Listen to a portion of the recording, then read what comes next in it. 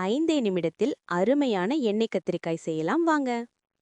1/4 kilo கத்திரிக்காய் நல்லா கழுவி எடுத்துக்கிட்டு, ஒரு வெங்காயம், ஒரு தக்காளி, ஒரு பூண்டு எடுத்துக்கிட்டு, வெங்காயம் தக்காளி பொடிசா கட் பண்ணிட்டு, பூண்டு இடிச்சுக்கிட்டு, கத்திரிக்காவை கட் பண்ணிட்டு, கடாயில 2 ஸ்பூன் எண்ணெய் ஊத்தி நல்லா காய்ச்ச, அதுக்கப்புறம் 1 ஸ்பூன் கடுகு போட்டு தாளிக்கணும்.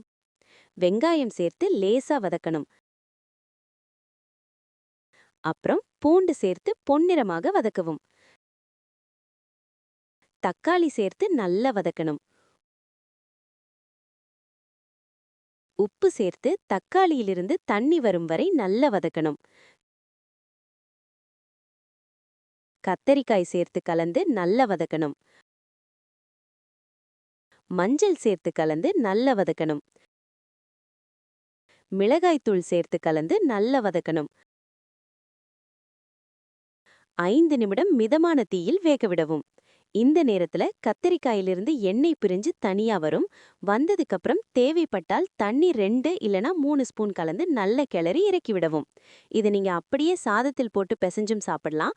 அப்படி இல்லனா சாம்பார் சாதம், தயிர் சாதத்தோட சேர்த்து சாப்பிடலாம். 5 நிமிடத்தில் அருமையான எண்ணெய் கத்திரிக்காய். இந்த ரெசிபி பிடிச்சிருந்தா லைக், ஷேர், சப்ஸ்கிரைப் பண்ணுங்க. இந்த ரெசிபி உங்க வீட்டிலும் ட்ரை பண்ணுங்க. உங்கள் ஃபேவரட் டிஷ் கமெண்ட்ல சொல்லுங்க. டெய்லி நியூ ரெசிபிஸ் பார்க்க ஃபாலோ பண்ணுங்க.